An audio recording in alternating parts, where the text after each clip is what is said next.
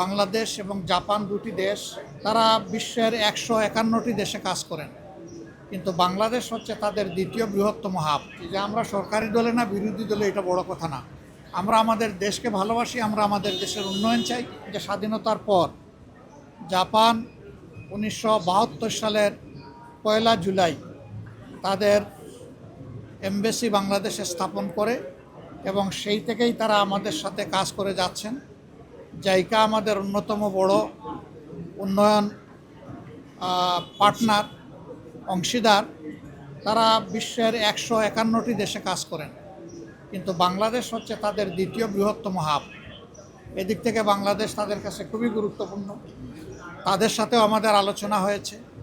এখানে south east এশিয়ার যিনি ডিজি, তার সাথে ফ্রুটফুল বৈঠক হয়েছে।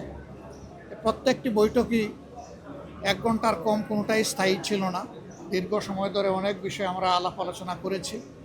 বাংলাদেশ এবং জাপান দুটি দেশ আরও ঘনিষ্ঠভাবে কাজ করার মাধ্যমে আমরা বাংলাদেশের উন্নয়নকে আরও কীভাবে বেশি নিশ্চিত করতে পারি, এগুলাই ছিল আমাদের আলোচনার মূল বিষয়বস্তু। সেই সাথে আমাদের education exchange program, skill development program, বিভিন্ন খাতে তাদের বিনিয়োগ এবং বিদ্যমান যে সমস্ত প্রকল্প আছে সেগুলা সঠিক সময়ে যাতে মানসম্মতভাবে শেষ হয়, স্বচ্ছতার সাথে শেষ হয়, সে বিষয়গুলো আমরা তাদের সামনে তুলে ধরেছি। আপনারা জানেন যে জাপান একটি স্বচ্ছ দেশ, তাদের সবগুলা ডিলই স্বচ্ছ থাকে। তারপরেও আমাদের দেশে অনেক প্রবলেম আছে আমরা জানি। আমরা তাদেরকে এই বিষয়গুলো নজরে নেওয়ার অনুরোধ করেছি, যাতে তাদের অংশীদারিত্বের প্রত্যেকটি টাকাই গুনে গুনে কাজে লাগে, তার কোনো অপব্যবহার না হয়, অপচয় না হয়, দুর্নীতি না হয়, এখান থেকে লুটপাট না হয়।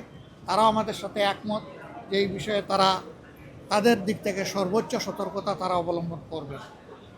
আমরা সিটি গভর্নরের সাথে মূলত বসেছিলাম তাদের ডিজাস্টার ম্যানেজমেন্ট এবং ওয়াটার সাপ্লাই, এই দুইটা বিষয়ে তারা কীভাবে এত বড় একটা সিটিকে ম্যানেজ করে এটা বোঝার জন্য। আপনারা জানেন জাপান হচ্ছে বিশ্বের সবচেয়ে বেশি এটাকে ভূমিকম্প প্রবণ এলাকা। আমরা থাকা অবস্থায় আমরা 8 দিন ছিলাম, এর মাঝে 6 দিনই ভূমিকম্প হয়েছে। এরকম একটা দেশের নাম হচ্ছে জাপান। সেই জাপান কিভাবে তাদের এত বড় ইনফ্রাস্ট্রাকচার ম্যানেজমেন্ট করে, এটা আমাদের বিশাল কিউরিওসিটি ছিল। সেই বিষয়ে অনেক কথা তাদের সাথে হয়েছে। আশা করি দেশের ভবিষ্যতে উন্নয়নে এগুলা কাজে লাগবে ইনশাআল্লাহ। এরপরে জাইকার সাথেও মিটিং হয়েছে। তাদের আরও সামনে অনেকগুলো বড় প্রকল্পের চিন্তা আছে।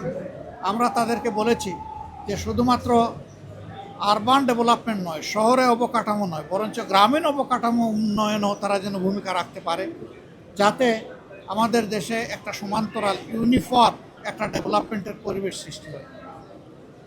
এরপরে আমরা অন্যতম একটা বড় দাতা সংস্থা, এটা বিশ্বের 3য় বৃহত্তম দাতা সংস্থা, যারা বাংলাদেশে 2টা অঙ্গনে কাজ করে। একটা লেপ্রোসি নির্মূলে কাজ করে, আরেকটা তারা আমাদের রোহিঙ্গাদের মধ্যে কাজ করে। রোহিঙ্গা শরণার্থী যারা আছেন, পাঠানচরে তাদের কাজ আছে, পুটিয়া এবং টেকনাফে তাদের কাজ আছে, আর সারা দেশে তাদের লেপ্রোসির উপরে কাজ আছে।